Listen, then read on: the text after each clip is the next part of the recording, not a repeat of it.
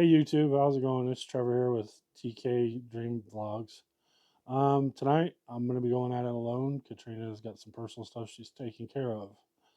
So tonight I figured I would go over our backup power for Brutus. If you don't know what Brutus is, it's our 2002 Ford Excursion that Katrina and myself are going to be retrofitting to live in and travel in. Um, we have a EcoFlow Delta Max is our primary power that runs off of solar, but there are going to be those days that it just won't have sunlight or we're not able to get enough wattage from the solar panels. So we got this. This is a Champion 2500 watt generator. It is dual fuel. It runs off of both gas and propane. Um, it weighs 39 pounds. I say light. That's not real light, but it's light for a generator, I guess. Um, we took it out probably about 3 weeks ago, if I remember right. We went camping just to test it out and see how it worked and stuff. And it is super quiet. We plugged it in underneath, or we turned it on and plugged in our stuff and set it underneath the truck, and you could barely hear it. I mean, like barely. It was like a low hum. So yeah, it runs ultra quiet. So um, this panel right here, you got to take it off. It's got these like half turn plastic screw, or not. They're not plastic. They're like half turn screws. You got to take them off. And then there's an oil fill down here on the bottom that you got to fill with 5W30. Now, when we bought this, ours come with the propane regulator hose so that you can hook it up to your 20-pound propane tanks.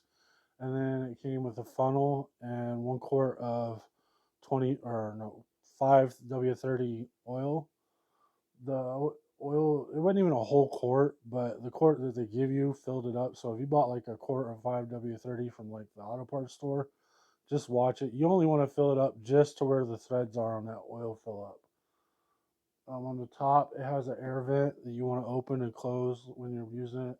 I believe you want to open while you're using it and close when it's not on. Um, it recommends that you run these for 5 hours to break them in. So that's something we did. You could probably plug in appliances and stuff to it while it's running.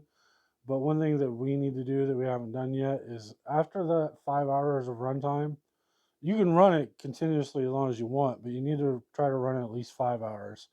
And then after that 5 hours or however long you run it, you need to really go in and change your oil because when you break in a motor, you never know what's in there. There could be dirt, there could be metal flakes or whatever from the assembly process, and it's not good to have that in there because what you're going to do is the oil is going to collect that, and then when you shut the motor down, it's all going to go down to the bottom of the oil tank. But if you don't change that out, it's just going to recirculate it, and this can cause more wear and tear than what you really want to put on your machine. So yeah, I would recommend you changing that oil after your first run time. There is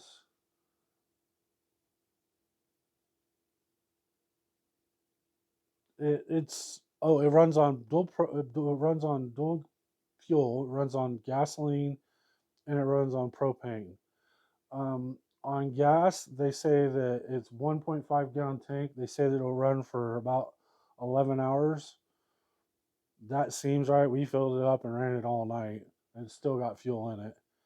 Um, on a 20-pound propane tank, they say it'll run for about 34 hours. If you're going with gas prices, depending on how they're fluctuating stuff right now, it's about $4 a gallon for us.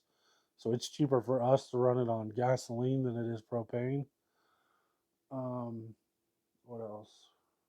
Oh, when we started it, it literally took one pull to get it to come like start up on the choke. So yeah, that was crazy. I was expecting to just keep pulling and pulling and pulling, but it started right up on the choke. I'm gonna pause the video and I'm gonna move you guys in closer so I can show you like what's all comes on it, and what you can do with it, and then we'll go from there. Okay, here we are a little closer to the machine so you guys can see what's going on. let's start off up here at the top, right? You have a 20 amp fuse reset here. On the far left, you have an 8 amp fuse reset. In the center here, you have what they have what's called an eco mode. Right there is the eco button. If you hit that button, the machine will run at a much lower RPM. It's pretty much just to keep the machine operating. The minute you plug something in and it feels the computer inside of it feels a withdrawal, it'll automatically jump up and run a higher RPM to run that device. But it won't go no higher than what's required to run that device, if that makes sense. If you turn the eco mode off, it turns the generator on high, which is putting out, depending on what fuel you have, the max amount of wattage that it can put out at that time. The reason we are using this is because our EcoFlow Delta Max, it can charge on fast charge. I believe it can charge up to 2,000 watts, and on low charge, it can charge up to 400 watts. We charge at about 400 watts, which is like the normal charge mode. This is more than capable of doing that. On gas, it will charge at it'll run 1850 watts, and on propane, it'll run 1600 watts. So you gotta remember that when you're what kind of fuel you decide to use, because propane is a little bit lower. Back to the front face here, you got two 110 power outlets. You have these are positive negative cable hookups. You can daisy chain these to other champion generators in case you want higher output on wattage. They even have a cord that like adapts, that you can have a 30 amp plug in. Right here is your start shut off switch, all the way to the excuse me, all the way to the right is off. Straight up and down, or kind of, yeah, straight up and down is propane, and then all the way, you want to go all the way to the left, that's your choke for the gas. When you get it started on gas, it only runs about 30 seconds on the choke, and then it'll die, so you got to be kind of quick. But like I said, it only took me one pull and it started. As soon as you get it started, you want to give it like about 2 seconds, and then you want to flip it over to run. After that, you're good to go. Down on the bottom, you have a DC, or no, this is the propane hookup right here. The hose that they give you with the propane adapter. This would where you plug it in, and then you would run it to your 20-pound propane bottle, turn your gas on, and then you'd be good to go on your propane fuel. Then right here, you have a DC outlet for like all your 12-volt appliances, like if you're running a car or your phone charger or something like that. It seems to be perfect for us. It's not going to run a welder or anything like that. Um, yeah, so I mean, it's about the same size as our EcoFlow, just a little bit taller, but other than that, it even weighs about the same. It's kind of funny. On the very back over here behind it, I would turn it, but I'm inside and I'm in a tight space, so.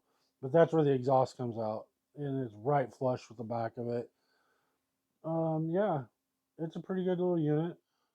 So I hope you guys enjoyed this video on our backup power supply. If you're new to the channel, we're going to be nomads living out of our 2002 Ford Excursion. We plan on doing that here locally for a while, and then hopefully traveling full time. Um, if you have any questions about the generator, like I said, I haven't used it very much, but if you do, leave your questions in the comments, and I'll try to answer them the best that I can. Um, the Champion makes a pretty good generator. They have all kinds, everything from like that can power warehouses all the way down to like this small one that we're using. Um, Remember, if you like the video, thumbs up, like, comment, subscribe, and turn on the notification bell so you can see future videos. And until next time, I'll talk to you later. Bye.